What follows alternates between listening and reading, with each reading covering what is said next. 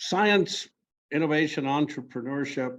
Obviously, our university focuses on that because we have a huge focus on sustainability.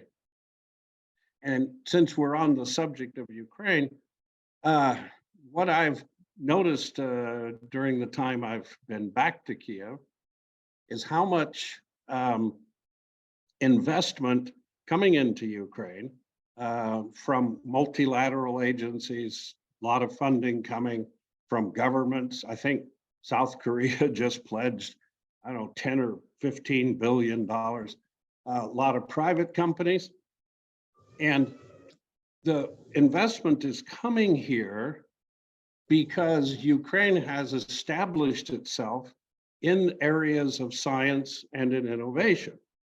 A lot of people might not realize that Ukraine has a very advanced aerospace industry, and there's a lot of science and a lot of innovation that's in aerospace. Everybody's, I'm sure, aware of Ukraine's established reputation now globally in IT, but we're also seeing now a lot of investment, a lot of engagement in rebuilding the entire energy sector, not just because it's quite frankly old and it needs to be rebuilt, and not just because a lot of it's been destroyed, but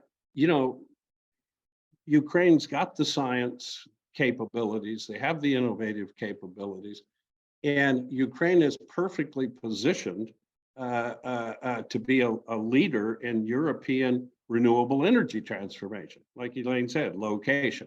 So Ukraine's been plugging in and normalizing all of its E as in electricity system, so it's become integrated with European systems for export and import of electricity.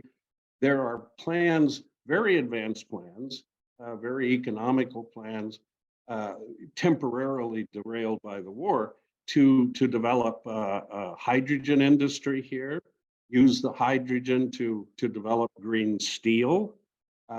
So I guess what the point of what I'm trying to say is, everybody wants to see Ukraine be compensated for the horrible damage that's been done to the country by Russia.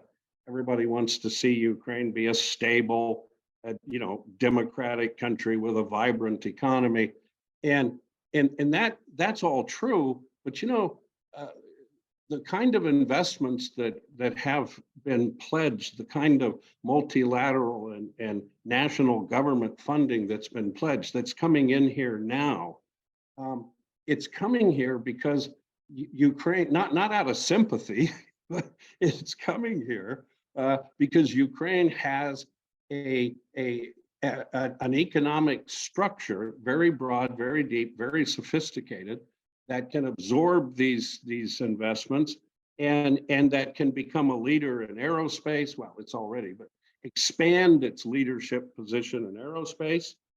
It's one of only 10 countries that's a signatory to space development, along with EU, Britain, US colonies on the moon and things like that. It's in a position to benefit and become a major renewable energy producer. And of course, its position in IT is expanding all the time.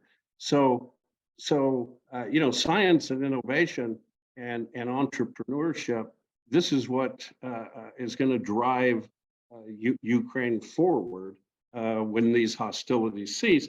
And in fact, the optimism, the activity is already here. I'm involved in projects right now that you would think nobody would be interested in because of a war, but they're interested in them because they see the enormous wealth and income potential and that Ukraine represents for Europe and for the world.